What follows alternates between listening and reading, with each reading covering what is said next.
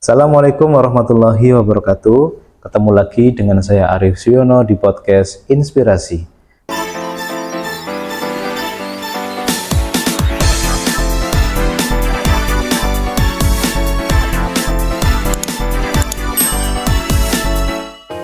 Kali ini saya kedatangan bintang tamu spesial karena yang bersangkutan adalah alumni dari Politeknik Banjarnegara dan sekarang menjadi abdi negara. Ya, PNS Mbak ya? PNS. Oke. Mbak Meli namanya. Ya, betul. Meli alumni dari Politeknik Banjarnegara tahun berapa Mbak?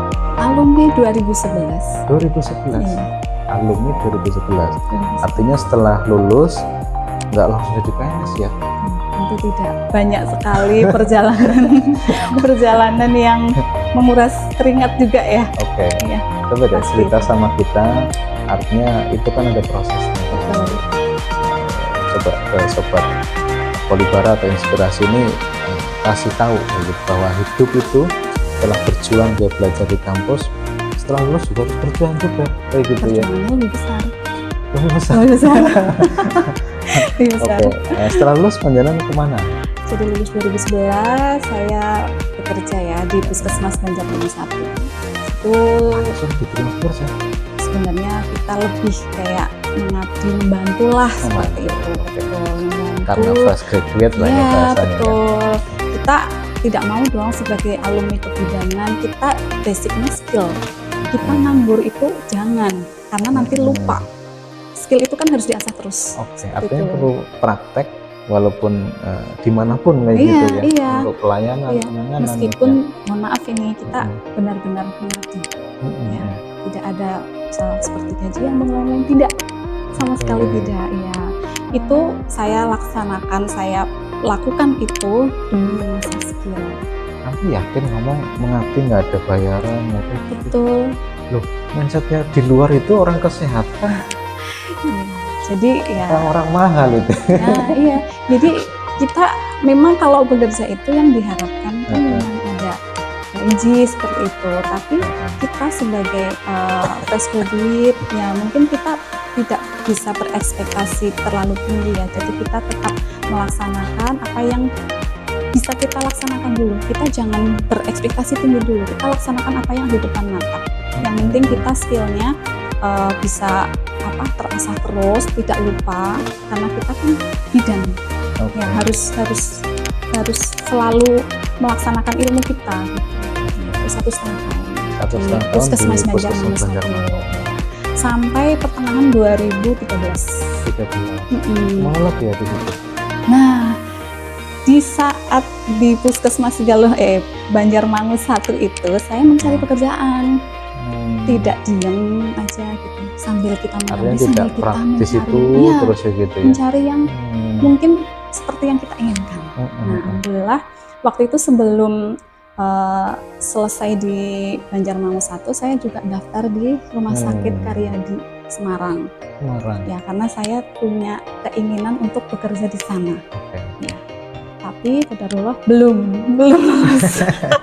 Ya, itu perjuangan satu Artinya itu perjuangan loh tidak ya. menyerah ya. Nah, satu perjuangan yang saya ceritakan, banyak perjuangan lain yang saya mungkin ditolak, tidak bisa dan lain sebagainya.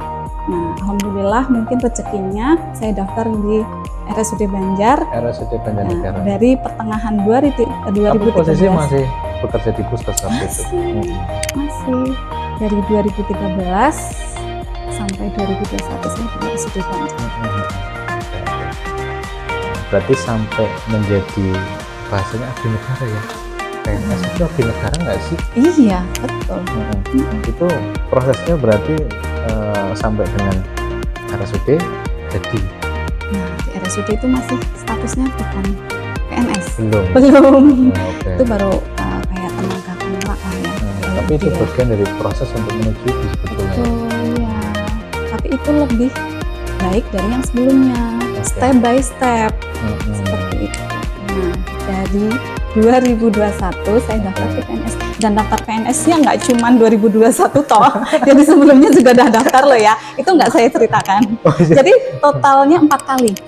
Oke. Saya ikut. Berarti diamati bener ya. Pertama, iya. kedua. Kok belum nyerah sih? Mungkin ketiga aja jangan. orang sudah Aduh, udah 3 Tidak. kali apa yang keempat Tidak, ini? tidak ada kata menyerah. Karena yang membuat kita lolos mungkin bukan karena kita pintar, tapi karena kita ikhtiar sama Allah. Oke, karena mungkin belum nyerah yang pertama, kedua Gusti melihat lagi, ketiga ini masih tahan mental gitu. Iya betul. Jadi 2021. Yang keempat baru ke bawah berarti ya. Tahun Oke, 2022 penempatan di tempat baru. Dan akhirnya ditempatkan di Sidalosa. Oke, berarti di Tempat Puskesmas kerja Sigalo sekarang. itu adalah penempatan setelah menjadi PNS itu di bidang kesehatan. Kerjanya nggak sih? Kerjanya kalau saya kan bimbing ya, ya pasti melaksanakan pelayanan kesehatan ibu. Oke. Apa semua konsultasi, apa semua proses kelahiran, apa yang berhubungan dengan ibu? Jadi kalau pelaksanaan pemeriksaan kesehatan pada ibu itu tidak cuma melahirkan saja, ada prosesnya dulu. Dari apa Proses dulu? kehamilan. Proses ya. Ya, dari proses kehamilan dulu, kemudian persalinan, kemudian masa nifas. Sampai nifasnya itu. Sampai nifas. Namun sebenarnya ilmu yang kita dapat di kuliah itu tidak cuma tentang ibu hamil saja. Dari sebelum hamil juga kita sudah mengelola kesehatan Kalau remaja sampai putri. nifas berarti belajar agama juga harusnya ya. Kalau nifas kita belajarnya KB. Iya, KB. Itu poin penting di masa nifas. Iya. Betul. Oke. Agama udah pasti. Artinya kan ada sinkronisasi Ya. dengan itu. Nah, ada nggak sih hal yang paling penting dalam pelayanan itu, kayak gitu, yang menjadi kunci dan menentukan penanganan yang berikutnya? Ya. Tentunya ketika kita melaksanakan pelayanan kepada ibu hamil, langkah pertama yang kita lakukan adalah menganalisa atau tanya pasiennya, mulai dari namanya, alamatnya, identitas ya, kemudian usianya, tanggal lahir, kemudian nama suami dan seterusnya. Kemudian sebentar, berarti sebetulnya kalau orang mau melahirkan itu kan sudah ada prosesnya ya, artinya sudah periksa, sudah sesuai dengan anjuran dan arahan gitu. Artinya sebenarnya mau melahirkan pun karena sudah sering berarti 2 bulan sekali atau sebulan sekali mungkin nggak ketemu ya, nggak langsung diujuk orang mau melahirkan baru tahu kayak gitu. Kemungkinan bisa jadi memang baru pernah ketemu juga. Iya. Berarti banyak orang tidak merencanakan kelahirannya ya? Bukan, karena kita kan bekerja itu kan kalau di puskesmas itu kan tidak satu pasien itu nanti ketemu kita terus, tidak. Oh betul. Ya. Oh iya. Saya ngerti. Ya betul. Jadi meskipun dia sudah berkali-kali periksa, kita tetap ketemunya nggak mesti panjenengan berarti ya. Betul. Langkah pertama kita harus tetap mengkaji data. Tetap analisa lagi berarti. Oke. Setelah dilakukan itu bagaimana Pak? Kalau sudah analisa tadi data pribadi ya, nama, umur dan lain sebagainya, kemudian ke riwayat kesehatan. Itu sangat penting untuk kita melaksanakan tindakan kita, apa yang harus kita lakukan. Dan itu masih berjalan saya hanya riwayatnya, pernah sakit apa misalkan gitu ya. Betul. Dan saya harap kalau pasien itu harus jujur di situ. Harus jujur. Kunci ya. Oke. Pernah nggak ada pasien berbelit-belit begitu terus dia nggak jujur, sakit ngomong nggak sakit, padahal kita mau nolong dia begitu? Pernah nggak nemuin gitu? Pernah. Tapi sebenarnya kamu tahu nggak kalau itu ngomong tapi bohong ya? Gitu? Tahu. Apa yang kamu lakukan? Terus mengkaji. Kita menenangkan pasien, mungkin pasien juga panik ya, mau jujur juga takut. Jadi kita kuncinya terus mengkaji, kita menenangkan pasien, kita meyakinkan pasien. Sampai dia ngomong? Sampai dia ngomong? Iya. Iya, karena itu penting. Jadi nggak bisa ada. Jadi nggak bisa. Artinya kalaupun dia nggak ngomong, kamu sebenarnya mengerti, langsung tindakan gitu nggak bisa berarti ya? Harus dia ngomong dulu. Iya, harus. Apa adanya gitu, baru kita tolong gitu. Iya. Jadi kebanyakan memang bidan itu menjadi, selain menjadi tenaga kesehatan juga biasanya menjadi psikolog. Karena pasien itu kalau ketika sudah ketemu kita, jadi pasien merasa mungkin nyaman, jadi akhirnya care sama kita. Ya, karena kita kan mengkaji pasien, nah itu tadi harus jujur dan lain sebagainya. Kan jadi kita tahu ceritanya sebenarnya, gitu kan dari pasien tersebut. Biasanya pasien langsung care ke kita. Ya, berarti memang anamnesa ini menjadi sangat penting. Ya, betul. Bahkan menentukan sampai keselamatan pasien itu sendiri. Iya, betul. Sebetulnya kalau kayak panjenengan sebagai tenaga kesehatan ketika menolong orang berarti kan masuk ke dunianya orang itu kan. Dengan anamnesa otomatis kan menyatukan frekuensi menjadi masuk sehingga kamu bisa membantu dia kan, kayak gitu kan. Ya. Dan kamu itu melakukan itu dengan berbagai karakter orang, bentuk tubuh orang, keadaan riwayat penyakit orang itu kan, dan harus bisa semua. Luar biasa kan? Kita bisa milih pasien, aku mau yang kayak gini aja nggak bisa ya. Luar biasa, itu luar biasa. Ya. Luar biasa. Nah, tapi harapan kamu sebagai tenaga medis itu artinya gini, setiap perempuan itu diciptakan memang untuk punya anak, artinya dia akan mengalami proses kehamilan gitu. Ada nggak sesuatu yang bisa kamu sampaikan khususnya untuk ibu yang lagi punya rencana untuk hamil atau lagi hamil gitu, harusnya itu bagaimana? Sebenarnya kamu sebagai tenaga medis itu harapannya seperti apa dia dalam merencanakan itu? Kalau untuk merencanakan kehamilan tentunya kita harus paham kondisi psikis kita, itu yang pertama ya, karena dewasa itu juga menentukan, umur juga menentukan, jadi kita harus paham ya.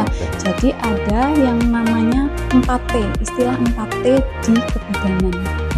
Itu. Ya, 4T itu yang pertama itu terlalu muda, yang kedua terlalu tua, yang ketiga terlalu dekat. Dekat di sini maksudnya jarak persalinan satu ke yang dua gitu ya. Itu nggak jadi juga itu. Nah, kemudian yang keempat terlalu banyak. Nah, harus memperhatikan ini. Saya sebagai tenaga kesehatan ketika sebentar Mbak, terlalu muda, terlalu tua, terlalu dekat, itu yang dimaksud jarak persalinan. Dan ya, terlalu banyak. Ya. Idealnya bagaimana? Nah, kalau ada yang datang misalnya pasangan mau menikah, katakanlah seperti itu. Saya harus yang namanya saya tadi, ya kan? Umurnya berapa? Tapi kalau orang sudah hamil, melahirkan itu, ada nggak sih program dari tenaga kesehatan penyuluhan 4T ini ke para ibu? Iya jelas gitu ada. Kita kan, saya kan di puskesmas ya. Puskesmas itu kan sebagai promosi kesehatan juga, preventif, promotif itu kan tugas puskesmasnya. Yang jelas kita ada penyuluhan ya, terutama tentang KB. Untuk melaksanakan 4 itu adalah KB dulu. Orang setelah nikah ya, atau di posisi mana maksudnya? Nah, jadi kembali lagi tadi pada pasangan misalnya sekolah kan jelas ya, umur sekian pasti dia sekolah ya. Di SMP kan jelas ya. Jadi posisinya ini loh. Nah, ini kembali ke tadi ya, ada pasangan nih datang, saya tanya dulu umurnya berapa Mbak? Umur saya 19 tahun Bu, tapi saya mau menikah. Oh sudah mantap, sudah dipersiapkan semua. Sudah Bu, memang kita tenaga kesehatan harus mengatur, jangan nikah dulu nanti nunggu 20 tahun gitu. Kan minimal 20 tahun ya, kan nggak bisa kan. Jadi oh ya sudah, kalau memang mau menikah, sih memang sebaiknya 20 tahun ya. Tapi kan kita ya kemauan pasien kan gitu. Jadi apa yang harus kita lakukan? Yaitu edukasi tentang KB. Sampai dia usia 20 tahun, kemudian program hamil gitu. Kan nikah nggak apa-apa, tapi kamu hamil setelah 20 tahun ya. Betul, gitu. Iya. Caranya begini, gitu, ada program-program. Iya, gitu. Kalau di puskesmas saya Sigalo 1 ada inovasi namanya percantik KB. Nah itu KB aja harus cantik ya, gitu. Itu salah satunya itu. Ketika datang pasangan, kebetulan umurnya si perempuan masih di bawah umur, masih 20 kurang dari 20 tahun, kita lakukan edukasi tersebut. Iya. Boleh silahkan menikah. Saya baru kebuka loh ini. Iya. Jadi kita edukasi tentang KB-nya. Nanti harus KB dulu. Jadi mohon maaf kadang ada mitos, orang mau hamil, misal KB dulu nanti jadi nggak hamil-hamil. Kita jelaskan ke pasien. Mitosnya seperti ini, yang sebaiknya itu seperti ini kayak gitu.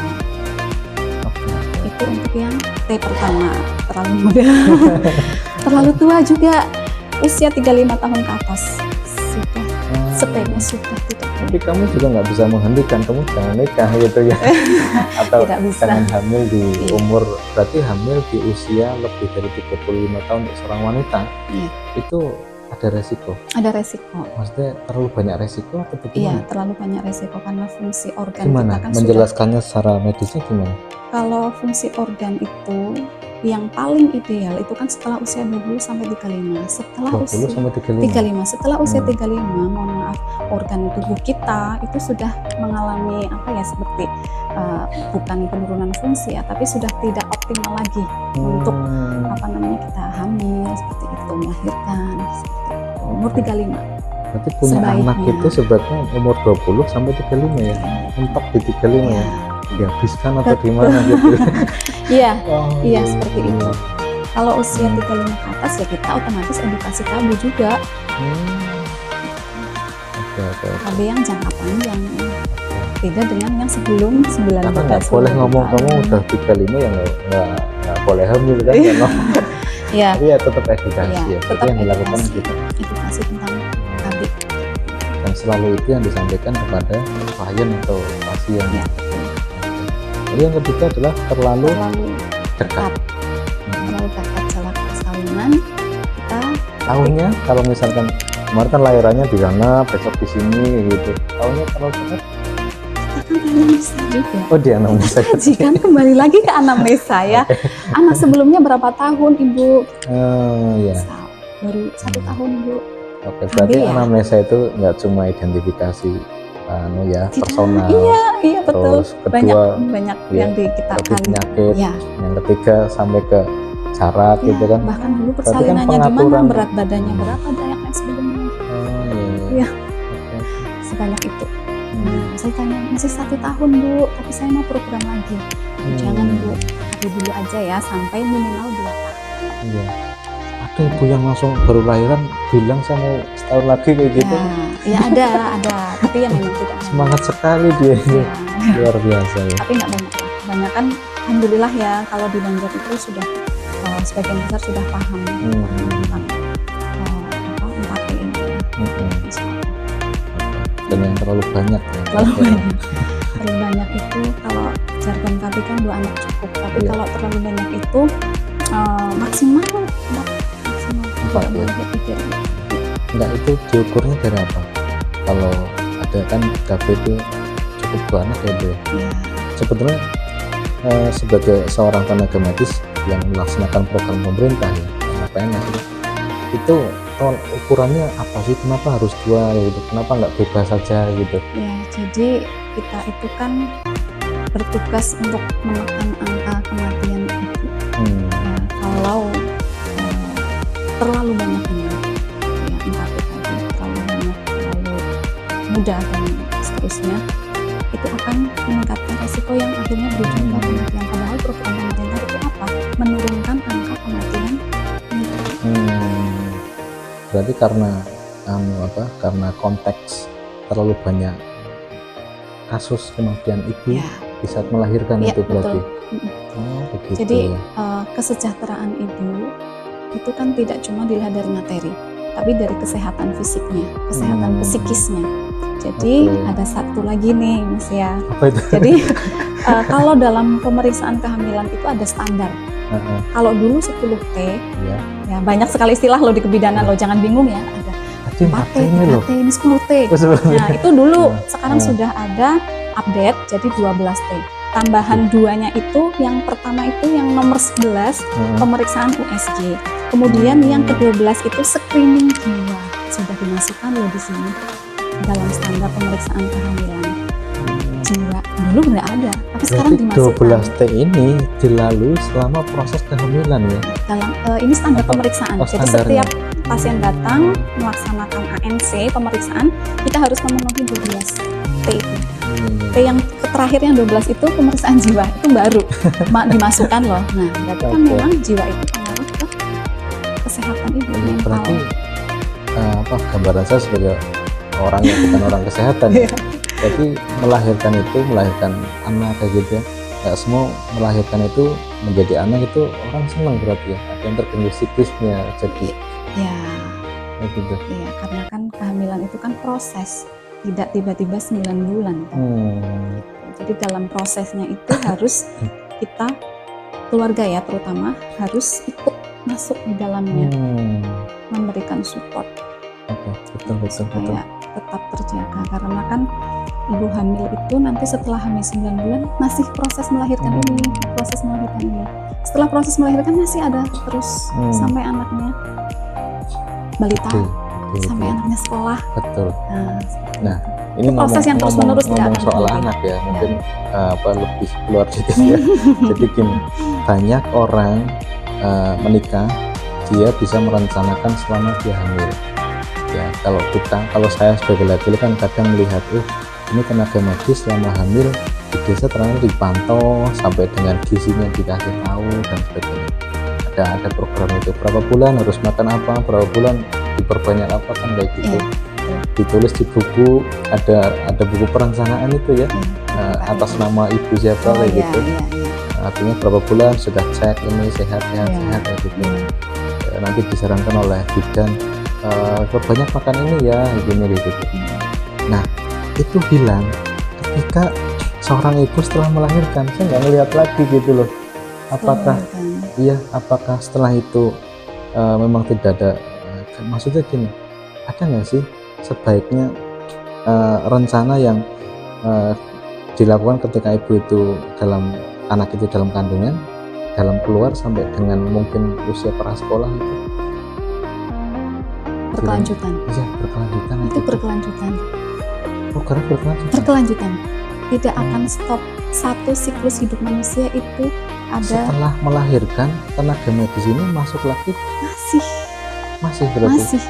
Di proses seperti kami apa? melakukan kunjungan rumah pada ibu setelah melahirkan. Iya. Ya, kunjungan rumah. Nanti diperiksa pasiennya, dan pasien tersebut juga kita jadwal untuk melaksanakan pemeriksaan yang harus dilakukan. Makanya ini saya selalu pesan ini kepada ibu hamil saya ya, terutama karena saya juga di wilayah. Jadi pemeriksaan setelah melahirkan itu ada 4 kali, ya 4 kali untuk pemeriksaan ibu dan bayi. Itu kita jadwal 0 sampai 48 jam. Nanti 2 hari sampai dengan 7 hari dan seterusnya sampai dengan 42 hari. By name.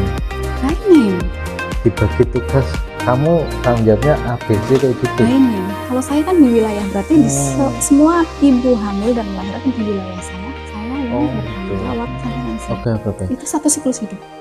Ya. Artinya ada program memang setelah dia hamil, ada program setelah melahirkan masih kunjungan rumah, pemeriksaan, dan ada jadwal pemeriksaan kesehatan yang harus dilaksanakan. Makanya ini saya selalu berpesan kepada ibu hamil ya, terutama di wilayah saya itu, kalau mau melahirkan kabari ya, karena kan mohon maaf tidak semua ibu hamil berkenan melahirkan di puskesmas. Kalau saya kan dinasnya di puskesmas ya, jadi monggo silahkan, tuh hak pasien ya, mau melahirkan di mana terserah, yang penting kabari. Karena nanti setelah melahirkan kami akan menjadwal pemeriksaan apa saja yang harus dilaksanakan di puskesmas. Artinya melahirkan dimanapun, tetap keberlanjutannya tetap betul. Iya, seperti itu, supaya tidak tidak lolos lah ya dari pemantauan. Seperti itu, kita tetap memantau walaupun melahirkan di tempat lain gitu. Berarti sebetulnya pemantauan itu untuk untuk melihat perkembangan siklus kehidupan yang semestinya kayak gitu ya. Dan sekarang ada program baru namanya SKK. Itu harus dilaksanakan wajib untuk seluruh bayi. Dan mohon maaf karena belum semua fasilitas kesehatan memfasilitasi pemeriksaan tersebut, jadi kadang kita harus lakukan sendiri, tanya ke pasiennya. Misal pasien laporan tuh, saya melahirkan di sini Bu gitu kan, sudah SHK belum? Kalau belum kita jadwal datang ke puskesmas ya, tanggal sekian, karena ada batas waktunya gitu, maksimal 1 minggu. Ada nggak pesan lain nih sebelum kita akhiri ya? Jadi ini menarik sekali, ternyata saya juga baru memahami bahwa ada program dari tenaga kesehatan, mulai dari merencanakan kehamilan sampai dia pasca melahirkan, sampai dengan lansia malah ya. Ya, Itu ternyata dipantau terus sama tenaga kesehatan, dan itu tugasnya orang-orang pengabdi di wilayah ya Mbak, betul. sebagai tenaga medis. Nah, ada nggak pesan selain kita perlu koordinasi atau bahasanya sambung kepada tenaga medis di wilayah panjenengan karena wanita gitu ya, Ya, pesan buat ibu-ibu yang misalkan lagi mengandung, lagi punya rencana kehamilan. ya, ya. Banyak sebenarnya pesannya. Jadi intinya kalau kita mau hamil ya, hamil dulu ya. Hamil kita harus mempersiapkan fisik kita. Ya, mempersiapkan fisik harus sehat, harus fit, harus optimal karena nanti pengaruh ke proses kehamilan.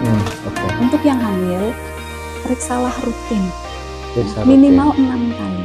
Oke. Ya, minimal 6 kali Dalam 9 bulan itu. dalam 9 bulan. 1 kali di trimester 1, 2 kali di trimester 2, dan 3 kali di trimester 3. Dan 1 kali kontak dengan SPID atau dokter kandungan. Nah, untuk yang melahirkan, stay strong ya, karena melahirkan itu adalah awal ya. Kita harus fit secara mental juga, secara fisik, karena kelanjutan kualitas bayinya kan berasal dari ibu sendiri. Ibunya menyusui, bayinya sehat. Mohon maaf ibunya tidak menyusui, masih bayinya. Support keluarga itu penting. Jadi yang suaminya mungkin jauh, kan bisa ada keluarga yang lain. Tetap harus disupport. Artinya sangat penting lah ya, komunikasi ya nomor 1 ya, Ya, betul. komunikasi. Nomor 2 ada support dari keluarga untuk mendukung semua proses. Betul, Ya, iya. gitu. Dan yang terpenting bahwa semuanya bukan tanggung jawab tenaga kesehatan ya. Tugasnya sebenarnya melayani, membantu ya gitu kan, memberikan edukasi sehingga proses yang seharusnya ya berjalan seharusnya ya gitu. Kalau ada kesalahan ya, dan kita ada solusi. Ya. Gitu, Mbak, ya. Terima kasih Mbak Meli sudah berbagi dengan kita di podcast Polibara. Mudah-mudahan ini menginspirasi ya, inspirasi dan menjadi motivasi untuk teman-teman, khususnya untuk ibu-ibu yang lagi punya rencana untuk hamil, yang lagi hamil kayak gitu di rumah. Ini bisa menjadi pelajaran yang sangat berharga dan berarti untuk mereka. Terakhir banget sebelum kita tutup, ada pesan nggak? Ini kamu kan alumni Polibara, Politeknik ya. Untuk teman-teman muda kita, bahwa adik kamu di sini gitu. Pesannya semangat terus ya. Kita selalu berdoa kepada Allah, itu intinya. Ya, gitu. Kita belajar dalam proses, karena semuanya itu butuh proses, gitu kan. Tidak semua sesuai dengan keinginan kita. Jadi kita menghargai proses. Enggak ada jadi alumni Politeknik. Yakin ya? Angkatan pertama. Iya. spesial angkatan pertama ya, karena kita nggak punya kakak, jadi kita anak tunggal dulu, dimanja ya. Anak pertama ya. Iya. Wah, luar biasa. Iya, 1 tahun cuma ada kita dimanja sama dosen ya. kita aja gitu kan, cuma ada kita. Seneng lah, alhamdulillah. Teman-teman banyak yang itu PNS kok. Luar biasa. Oke. Ini untuk teman-teman yang di Politeknik Banjarnegara, ini adalah salah satu alumni dan punya kebanggaan pernah menempuh pendidikan di Politeknik Banjarnegara. Jangan lupakan bagian proses suksesnya beliau adalah lewat Politeknik Banjarnegara. Oke. Terima kasih Mbak Meli. Sampai di sini, sampai jumpa di mungkin podcast kita yang selanjutnya. Selalulah punya inspirasi agar kamu bisa menginspirasi. Salam inspirasi. Assalamualaikum warahmatullahi wabarakatuh. Waalaikumsalam. Oke, bagus.